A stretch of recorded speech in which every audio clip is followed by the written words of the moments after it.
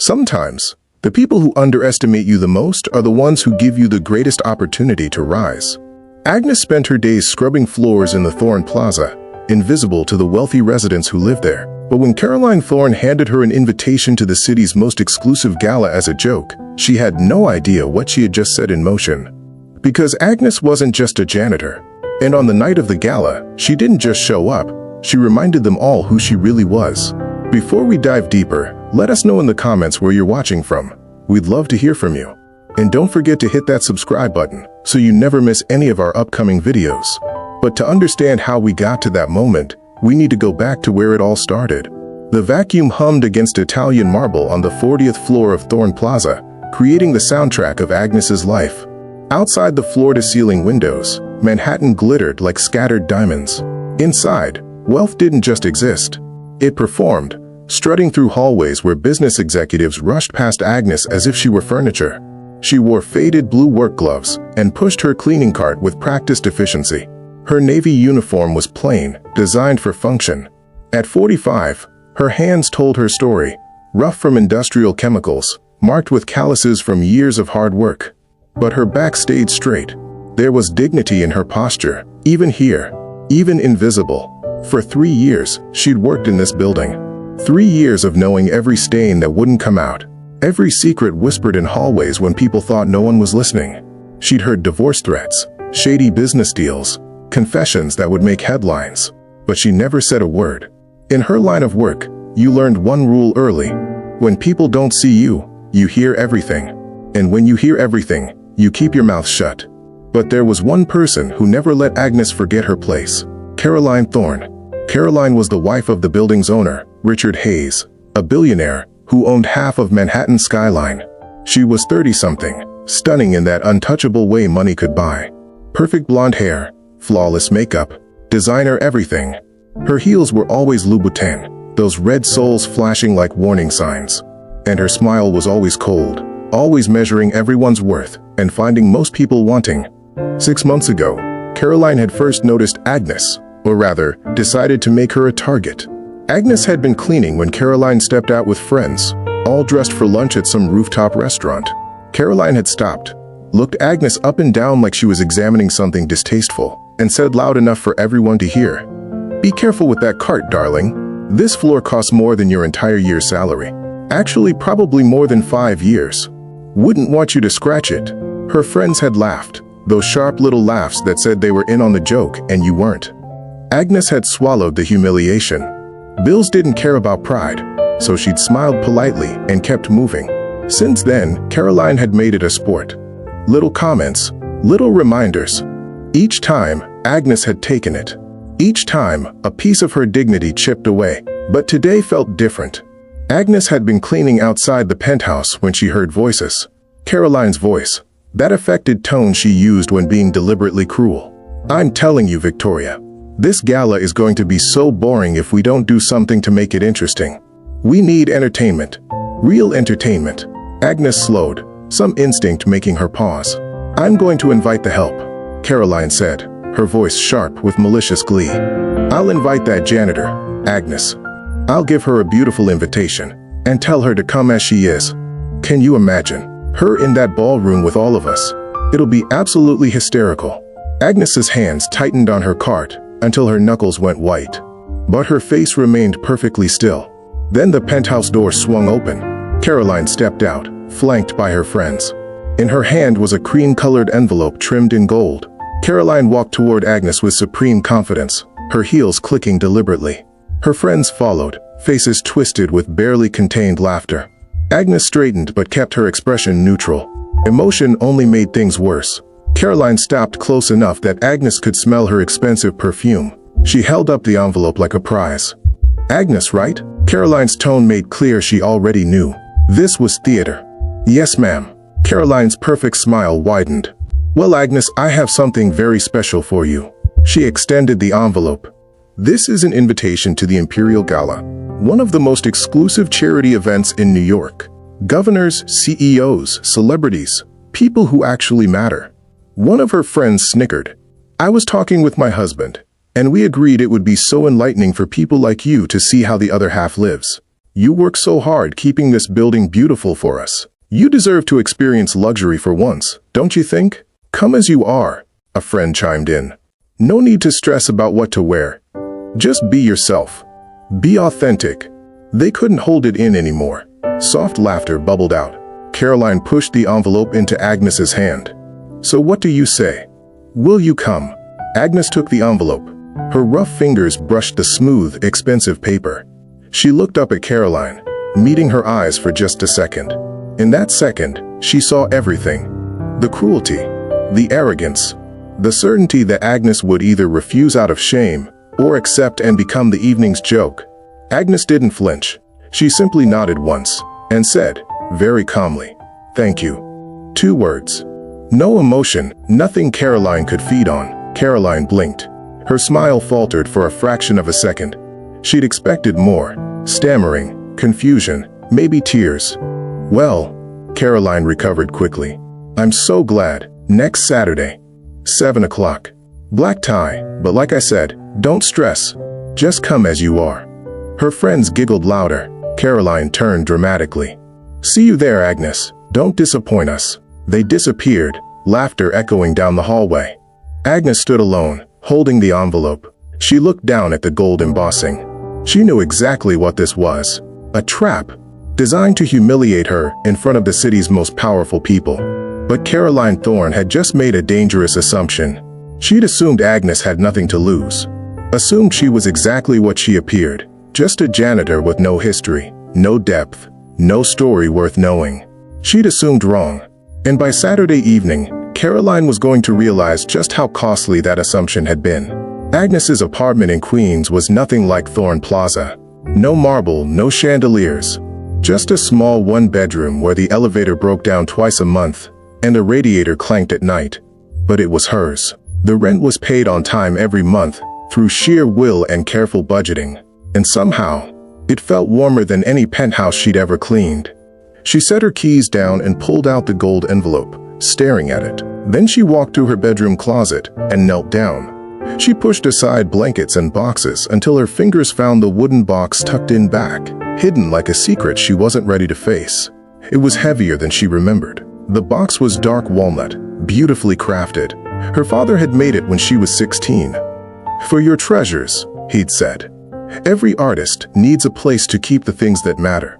Agnes carried it to her small table and lifted the lid.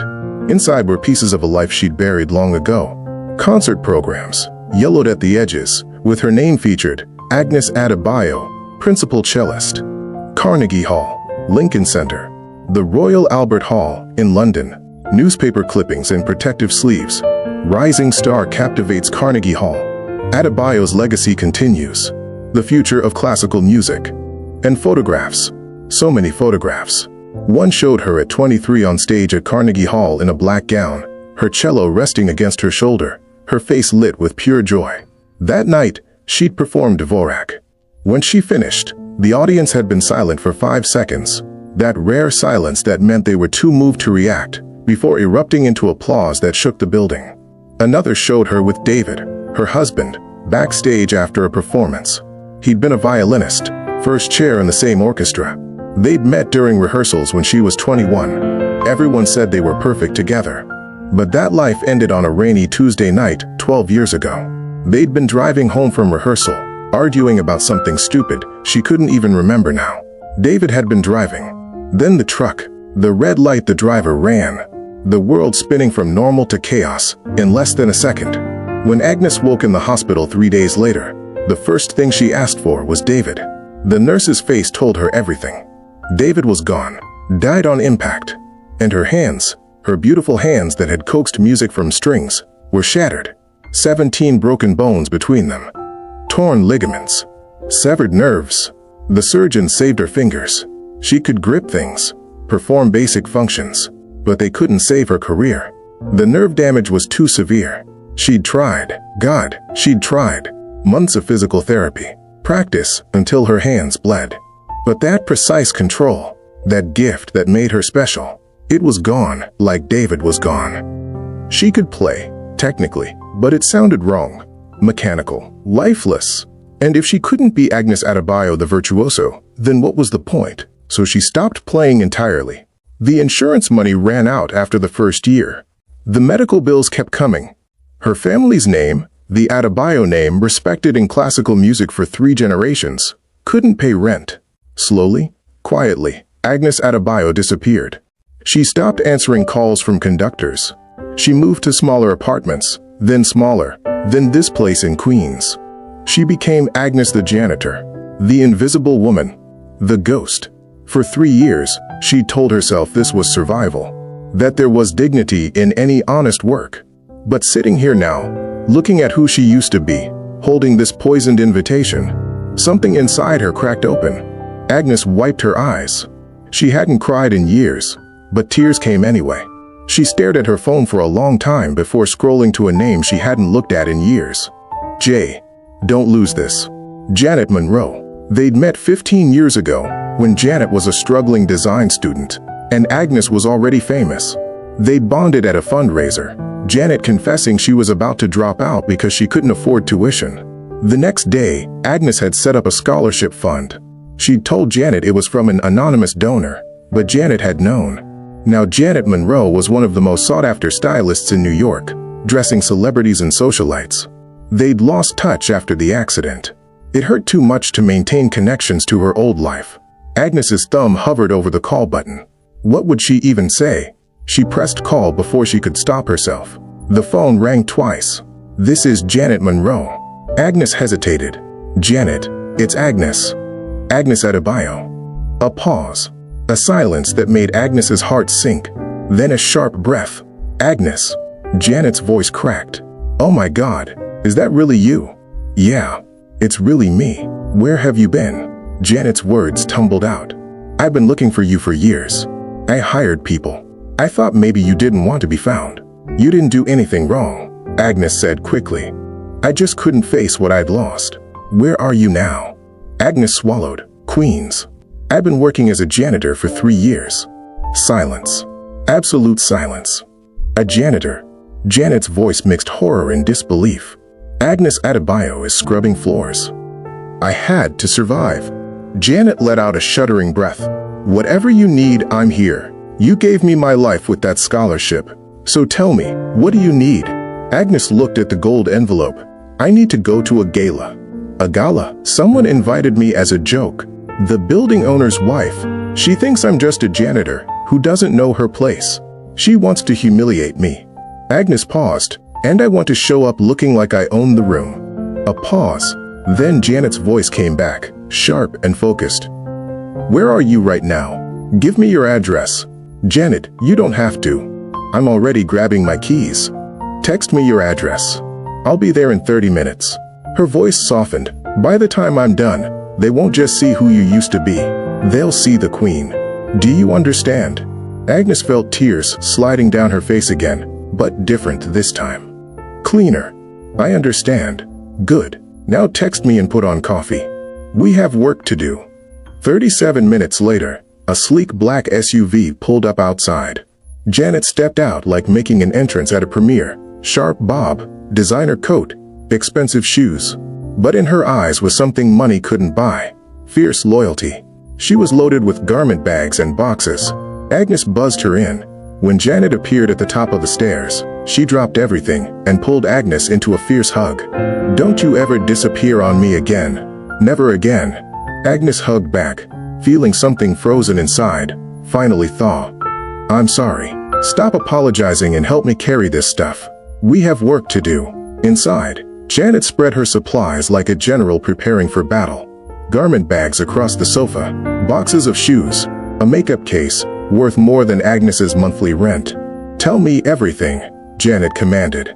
Agnes made coffee and told the whole story. 3 years of cleaning, Caroline's cruelty, the overheard conversation, the malicious invitation. Janet's expression grew darker with every detail. This woman has no idea what she just did. She thinks she invited a janitor to humiliate. She's actually invited a legend. Janet turned to face her. "Listen carefully, Agnes Adabio. You were never just a cellist. The grace, dignity, strength, that was always you. Losing the cello didn't make you stop being who you are." Janet gestured to the bags. "Surviving when everything's been taken from you, doesn't make you less. It makes you a warrior. Someone tested by fire who came out still standing. I don't feel like a warrior. Then it's time to stop hiding. Janet started unzipping bags. I brought options. But understand something. When you walk into that gala, you're not proving anything to Caroline. You're reminding yourself who you are.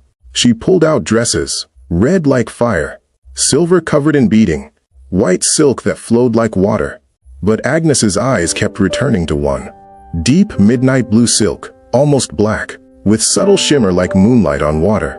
Elegant without being fussy, powerful without being aggressive. High neckline, long sleeves, cut to show the strength in her shoulders. That one, Agnes said, reaching out. Janet smiled like she'd been waiting. I made it specifically for you. Started 2 years ago. Kept telling myself one day I'd find you and you'd need it. You made this for me. I never stopped believing you'd come back. Janet pulled out a gold silk scarf. And this, when you drape it like this, she demonstrated. It has that royal quality. Agnes tried on the gown. When she emerged, Janet's eyes filled with tears. Perfect.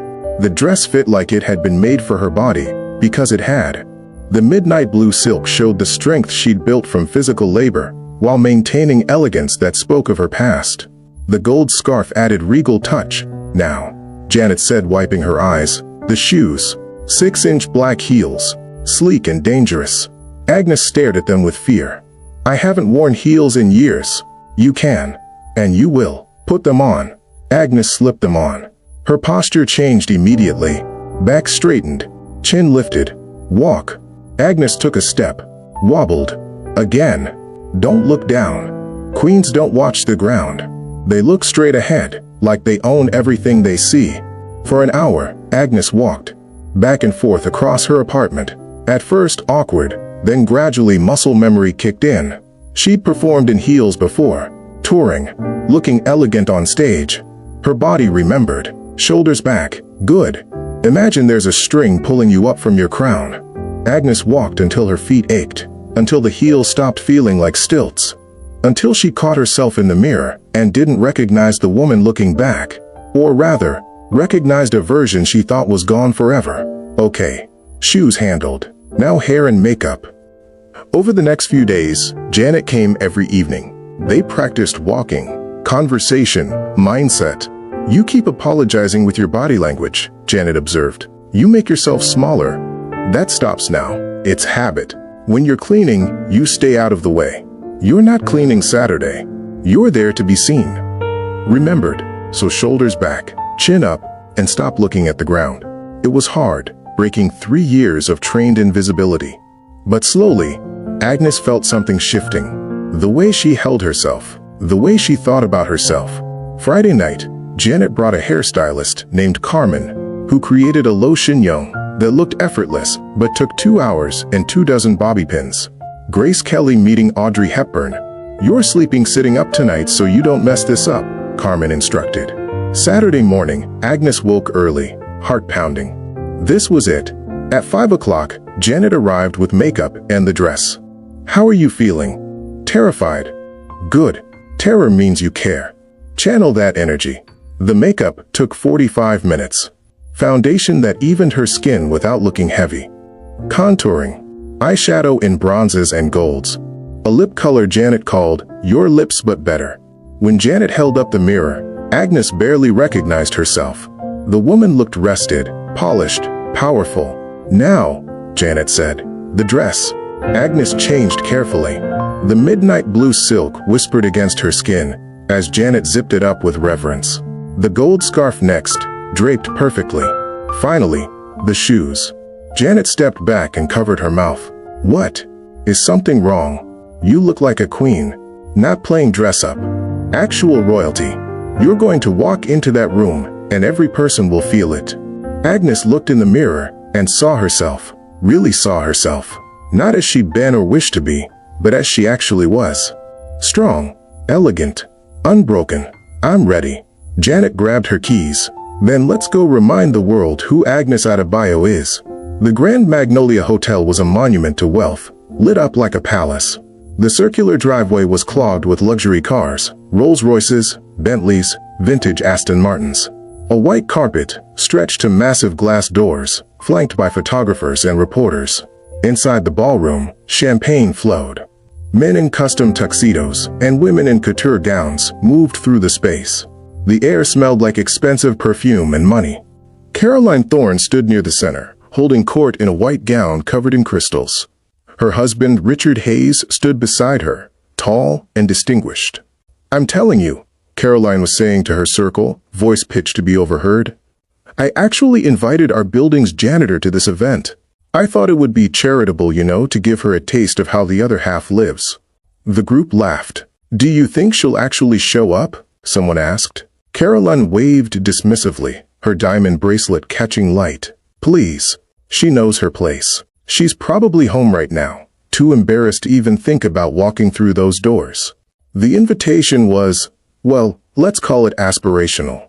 A little joke. Richard frowned but said nothing. Caroline raised her champagne. "To charity." The implication was clear. "I'm charitable enough to think of the little people, even if they're too embarrassed to accept." The group echoed her toast. Outside, a black town car pulled up, different from the Rolls-Royces in its simplicity. The photographers barely looked up at first, but then the door opened. A hand appeared first, elegant, steady, adorned with a simple gold ring. Then the edge of a midnight blue gown that shimmered like water under moonlight. Then a gold scarf, draped like a cape. Then her. Agnes Adabio stepped out, and it was like watching a masterpiece unveiled. Her 6-inch heels clicked with quiet authority. Her posture was perfect, back straight, shoulders back, chin lifted. Her expression was calm, unreadable, utterly commanding. The photographers froze. Then cameras went wild. Flashbulbs exploded. Every photographer tried to capture whatever this was, whoever she was. "Who is she?" someone whispered. Agnes didn't rush. She walked slowly, deliberately. The white carpet stretched before her like a stage she'd walked before. She looked like royalty, not pretending. Actually royal. Inside, a woman near the entrance noticed first. Her conversation died mid-sentence, mouth falling open. "Oh my God. Look." Heads turned. Conversations faltered. Champagne glasses paused. Agnes stepped through the glass doors, and the ballroom held its breath. She moved through the crowd with quiet confidence. People stepped aside instinctively, creating a path. Not because she pushed, because the crowd simply moved, drawn by magnetic force. Whispers erupted. "Is she famous? Who is she? That dress is incredible." "She has to be someone important." Caroline stood frozen, champagne trembling in her hand. Her smile vanished, replaced by confused shock, her face pale. Because the woman walking toward her, commanding every eye in the room. That woman wasn't a janitor. She was a queen. Agnes continued walking, eyes locked on her destination, face giving nothing away. The crowd parted, people pressing back to give her space. Then, from near the stage, an older gentleman gasped, hand flying to his chest. Distinguished looking, 70-something, silver hair, old money-bearing. "My God," he whispered. Then louder, carrying across the suddenly quiet ballroom. "Agnes? Agnes Adabio." The room went completely silent. Every conversation stopped. Every glass stopped moving. Every breath paused. The man hurried forward, face full of shock and emotion and joy. "It is you. We all thought. We thought you were gone, that you died. Or, Maestro Calloway," Agnes said quietly, voice steady and warm. He took her hands, tears forming. "Where have you been? The music world has been searching for you for over a decade. You just disappeared." Caroline's stomach twisted. She tried to speak, but no words came. Maestro Calloway turned to the crowd, many still staring in confusion. "Ladies and gentlemen," he said, voice ringing with authority. "You are in the presence of one of the greatest cellists of our time. This is Agnes Adabio. Her family has shaped classical music for 3 generations. Her grandfather was principal cellist with the New York Philharmonic for 25 years. Her mother taught at Juilliard. And Agnes herself performed at Carnegie Hall at 19 and received a 15-minute standing ovation. She was destined to be a legend. The future of classical music." Whispers rippled through the room. "Wait, that's Agnes Adabio? The Adabio family?" I thought she was dead. I saw her perform once. It was transcendent. Richard Hayes turned slowly to his wife, face darkening. Caroline, he said quietly, voice low and dangerous. What did you do? Caroline's mouth opened and closed. Her perfect composure cracked like ice. I didn't know. It was just a harmless joke. I thought she was. You thought she was what? Richard hissed. Beneath you? Beneath notice? People around them stared. This was better than any entertainment Caroline could have planned. Real drama. And the person who looked cruel and small wasn't the janitor. It was Caroline. Caroline tried to laugh, tried to force her confident smile back. I mean, she works as a janitor now. So how was I supposed to know? Stop talking, Richard said coldly. Caroline's mouth snapped shut. Maestro Calloway stared at Agnes with something like heartbreak. A janitor? Agnes, is that true? Agnes met his eyes and nodded. I had medical bills to pay, rent to make. After the accident, after David died, after my hands, she held up her hands. Even from a distance, people could see the slight stiffness, the way they didn't move the way a cellist should. I couldn't play anymore. Not the way I needed to, so I did what I had to do to survive. The ballroom was so quiet they could hear the string quartet still playing in the corner, unaware of the drama. An older woman stepped forward. I saw you perform the Elgar Concerto in London 15 years ago. I've never forgotten it. You made grown men weep. I was there too, another voice called. A younger man. Symphony Hall in Boston. Dvorak. I was a music student, and after hearing you, I almost quit, because I knew I could never be that good. More voices joined in, remembering performances, recordings, reviews. Maestro Calloway turned to the crowd, voice ringing with barely controlled anger. This woman, whom Mrs. Thorne invited here as a joke, comes from one of the most respected families in classical music. She has performed for presidents and kings. She has played in the greatest concert halls in the world. And when tragedy struck, when she lost everything, she didn't beg or steal. She worked. She survived with dignity. He looked at Caroline with pure disdain. You invited her as entertainment. To mock her? To prove your superiority? Caroline's face flushed red. She looked around desperately, but no one was smiling. The crowd that had hung on her words minutes ago now looked at her with shock, disgust, embarrassment. It was just, I didn't mean, she stammered. You didn't mean what? Richard asked, voice ice. You didn't mean to be cruel? Or you didn't mean to get caught? Caroline reached for his arm. He pulled away. Do you know what you've done? How this looks, how this makes me look. A woman in the crowd spoke up, voice sharp. I've always thought Caroline was rather vicious, but this is beyond the pale. Inviting someone to humiliate them at a charity event? The irony is staggering. Disgusting, someone agreed. I'm embarrassed to be here. Caroline's eyes were wide with panic. This wasn't how it was supposed to go. Instead, she'd become the villain in a story that would be in society columns by morning. Richard turned away completely and walked toward Agnes. He stopped at a respectful distance and inclined his head. Miss Adabio, I apologize on behalf of my family. What my wife did was unconscionable.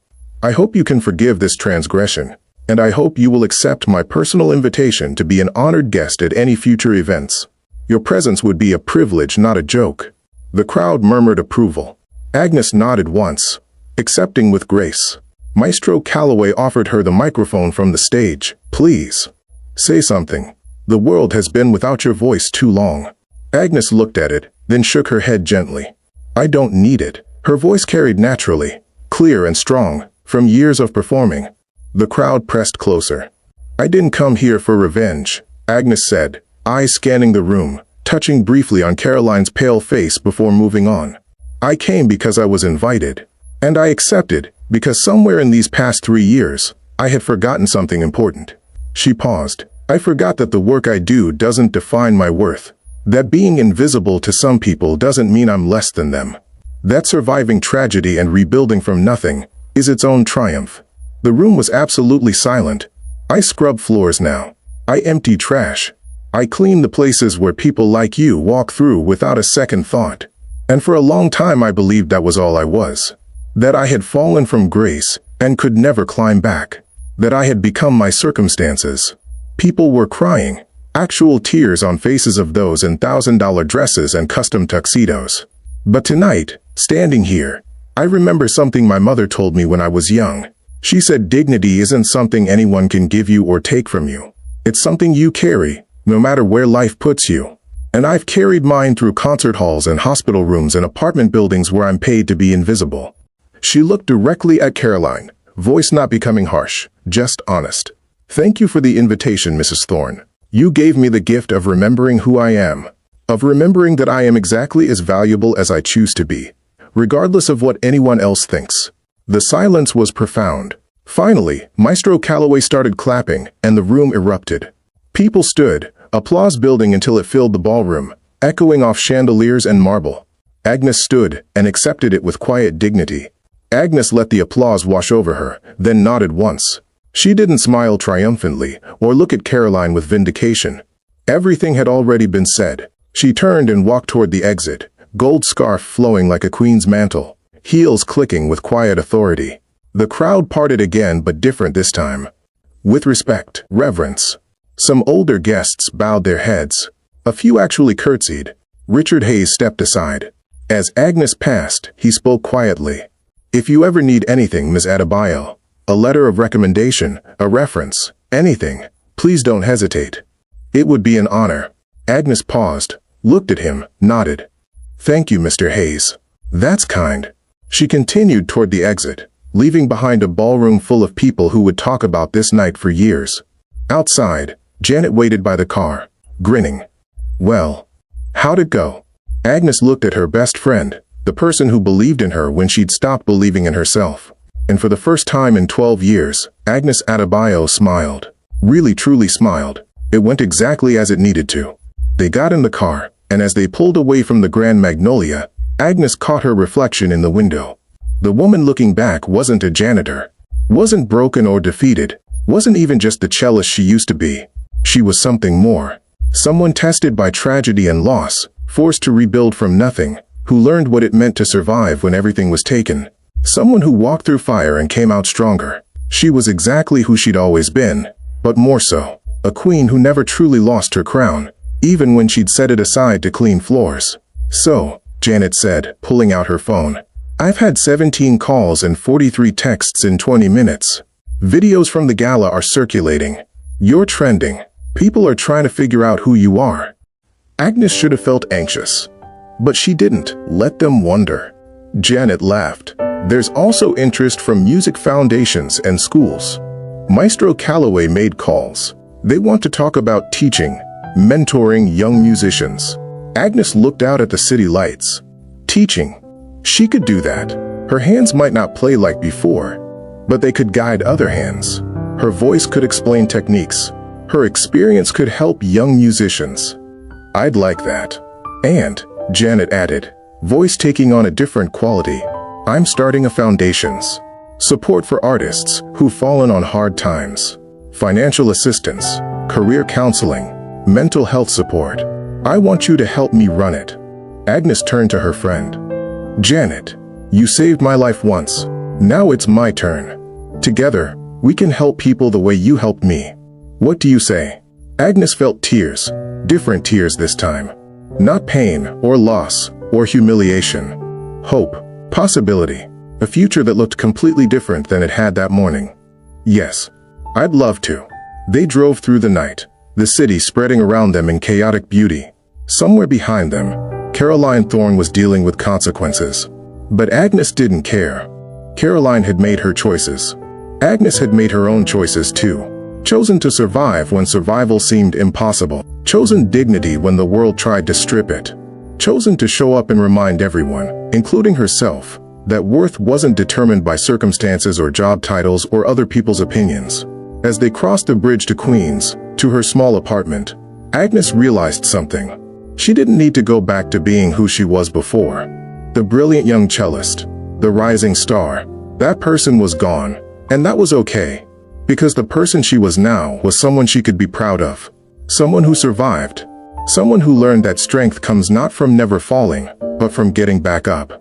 Monday morning she'd go back to Thorne Plaza, put on her uniform, push her cart, do her job with the same professionalism. But differently now. with knowledge that her work didn't define her, that being invisible didn't mean being less than, that she carried her worth everywhere. Eventually, when the foundation was running, when teaching opportunities came through, she'd transition into this new phase. Not because cleaning was beneath her, it wasn't, but because she had other gifts to share. But for now, in this moment, in this car with her best friend beside her and a future full of possibilities ahead, Agnes Adabio felt something she hadn't felt in 12 years. She felt free. "Thank you," she said to Janet. "For what?" "For remembering me. For seeing me.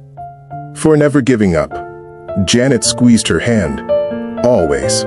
You're my queen, Agnes. And queens don't stay hidden forever." Agnes laughed. Genuine, full, joyful, from a place that hadn't laughed in far too long. The car pulled up to her building. Agnes stepped out into the familiar street, into the life she'd built from nothing. But it looked different now. Felt different, because she was different. She looked up at the night sky, at stars barely visible through the city's light pollution, and made a promise. She would never forget again. Never forget who she was, what she'd survived, what she was capable of. Never let anyone, not Caroline Thorne, not tragedy, not even her own fear, convince her she was less than she was. Agnes Adabio walked into her building with her head high, gold scarf still over her shoulders, 6-inch heels clicking on worn linoleum. And somewhere in her chest, in that place where music lived, she felt the first stirrings of a melody she might, one day, try to play again.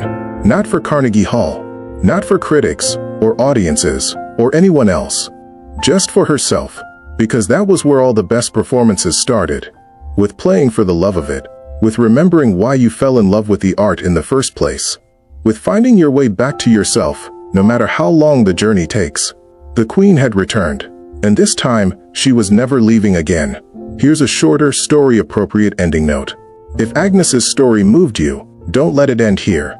Subscribe to never miss another moment where dignity triumphs over cruelty. Share this with someone who needs to remember, your worth isn't defined by your circumstances, and underestimating the quiet ones is always a mistake. Sometimes all it takes is one invitation, one moment of courage, to reclaim everything they thought you'd lost. Subscribe, share, see you in the next story.